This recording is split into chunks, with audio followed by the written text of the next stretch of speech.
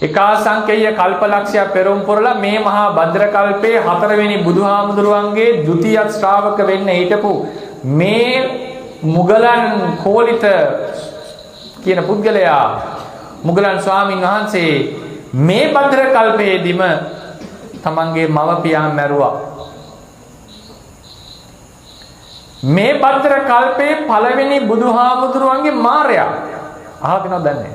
කකුස අපේ බුදුහාමුදුරුවෝ මාරේ කකුසඳ බුද්ධ ශාසනයේ මාරයා මුගලන් සාමුදුරුවෝ මොනවද කරේ? අග්‍ර ශ්‍රාවකයෙක් පණ පිටින් පිච්චුවා. නිරෝධ සමාපත්තියේ සමාධිය බේරුණා. අනිත් අග්‍ර ශ්‍රාවකයන්ට ළමෙක්ට ආවේශලා ගලකින් ගහ ඔළුව පැලෙන්න. විදුර ස්වාමීන් වහන්සේ සංජය සංසේ ගිනි තිබ්බා. නිරෝධ සමාපත්තියෙන් බේරුණා. අන්තිමට කරගන්න ඉච්චරට කරදර. අපේ මාරට වඩා කරදර. අන්තිමට බුදුරජාණන් වහන්සේ හැරිලා කිව්වා දුසී මාරය ඔබ පමණික්ම වාගේ බුදුහාමුදුරුවෝ එක්ක වඩිද්දි ගලකින් ගහුවා හාමුදුරුවෝ අග්‍ර ශ්‍රාවකයන්. ඒ වෙලාවේ මැරිලා ඉපදුනා අවිච්චි. හැබැයි එකාසංකේය කල්ප ලක්ෂයක් දසපාරමී පුරලා මේ භද්‍ර කල්පයේ අග්‍ර ශ්‍රාවක වෙන්න ඔන්න මෙන්න තියෙන එකක්. දැන් අම්මා තාත්තා මරපු කතාව අහලා තියෙනවනේ. අම්මා තාත්තා මරපු කතාව හිතනවා කියන්නේ නෙවෙයි පින්වතුනි. අම්මා තාත්තට ඇස් පේනව අඩුයි. සමහරට අන්ධයි. නැත්නම් ඇස් පේනව අඩුයි. මුලින්ම කතාව යන්නේ තරුණ ළමයා ඉන්නවා. අම්මා කියනවා ඕම ඉඳලා හරියන්නේ නැහැ විවාහයක් කරගන්න. නෑ මට ඕනේ ඔබලා දෙන්නට උපස්ථාන කරගෙන මරණකම් ඉන්න. එහෙම හරියන්නේ නැහැ කියලා අම්මම ගෙනල්ලා ඔන්න කසාදයක් කෙරෙව්වා. ඒ ගෑනු කෙනා කාන්තාව ටිකක් නපුරුයි. මොකද උනේ දෙමව්පියෝ දෙන වයසට යනකොට කරදරයි සුද්ධ පවිත්‍ර කරන්න ඕනේ. දැන් කොහමරි ගෙලවන්න ඕනේ දුනා. ඊට පස්සේ මොකද කරේ?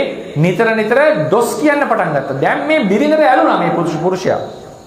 දවසක් මොකද කරේ? මෙයා ගෙදර එනකොට හැමතැනම මල මුත්‍ර කෙල වොම් පිරෙලා මෙන්න බලන්න අම්මා තාත්තා මෙයා මම පිසි කරලා හැඩි කරලා අම්මා තාත්තා කරා කියලා කිව්වා. දැන් මේක අහලා ද්වේෂේ නැගිලා තිබුණේ.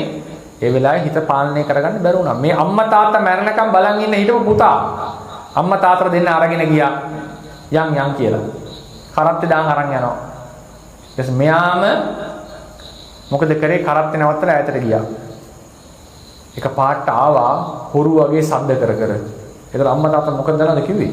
පුතේ අපි ගැන බලන්න එපා. ඔබ පැනලා යන්න.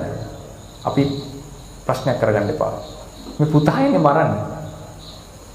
ඒතර කියන හොරු කියලා හිතලා කියනවා පුතේ ඔයා බේරෙන්න අපිව මරන්නේ. ඒක අහහා ඉද්දි තමයි මරන්නේ. ඒ වගේ අම්මා තාත්තා කියනකොට මරනවා. දැන් මේ කතාව හිතන්න අද කාලේ වගේ සමාජ මාධ්‍ය තිබිලා Facebook එකේ ගියා නම් මොකද වෙන්නේ? ඔබ සාප කරන්නේ නැද්ද? ඔබ බණින්නේ නැද්ද? ඔබ කියන්නේ මේ වගේ මිනිස්සු නම් සසරවත් හමු වෙන්න එපා කියලා කියන්නේ නැද්ද? අපිට යවනම් අපිත් කියන්නේ නැති. හැබැයි 4 වෙනි බුද්ධ ශාසනයේදී උන්වහන්සේගෙම බණ අහලා නිවන් දකින්නත් පුළුවන්. දොහොත් මුදුනේ තියලා අපි වඳිනවා. එදා ඔක අපි කරයිද? ඔව් එදා දොස් ලැබිය යුත්තේ වාදයක් නැහැ. ඒ කියන්නේ එදා කරපු දේ හරි නෙවෙයි. එදා දොස් ලැබිය යුතුයි. ඒ කියන්නේ වාදයක් නැහැ. නමුත් අද අපිම මල් තියලා වඳිනවා පුද්ගලයාට. මට කියන්න ඕනේ මේ වගේ විශිෂ්ට ဒ ුතිය ශ්‍රාවක දුරයකට ගමනක් ආපු සුළු ගමනක් නෙවෙයි ဒ ුතිය ශ්‍රාවක දුරය කියලා. ඒක මහා දැවැන්ත තනතුරක්. බුද්ධ ශාසනයේ බුදුන්ට විතරයි ඉරදී වෙනස් දෙවෙනි. ඒ ගමනේ අන්තිම හරියේදී තමයි මේ වැඩ ටික කරන්නේ. ප්‍රත්‍යඥ භාවයේ යන එහෙම එකක්. බුද්ධ ශාසන අනෝමදස්සී බුද්ධ ශාසනයේ ඉඳලා අනෝමදස්සී පදුම නාරද සුමේද සුජාත පියදස්සී අත්තදස්සී ධම්මදස්සී සිද්ධාර්ථ තිස්ස පුස්ස විපස්සී සිකී වෙස්සබු කියන මේ බුදු ශාසන පහු කරගෙන ඇවිල්ලා ಗುಣ පුරුදු කරලා ගෞතම බුද්ධ ශාසනයේ දෙවනි ශ්‍රාවකයා වෙන්න තරම් ಗುಣ දියුණු කරපු දසපාරමිතා පුරපු සත්වයා පෘථග්ජන අවදීදී අම්මා තාත්තා තාම මරන්නට පුළුවන්. මොකද අර නුගුණය දුර වෙලා සම්මෝහය දුර වෙලා නැත. අපි ගැන කතා කරන්න දෙයක් නැත. පෘථග්ජන භාවය යනු එහෙම එකක්. ඒකට ප්‍රධානතම හේතුව සම්මෝහය. අපි දන්නේ අපිට තේරුමක් නැහැ. මෙතන තියෙන්නේ නිස්සත්ත්‍ය, නිජීව, ශූන්‍ය ධර්ම සමූහයක් පමණයි. අනාත්ම ධර්ම සමූහයක්, අනිත්‍ය ධර්ම සමූහයක්, දුක්ඛ ධර්ම සමූහයක්, නාම රූප දෙකක පැවැත්මක්.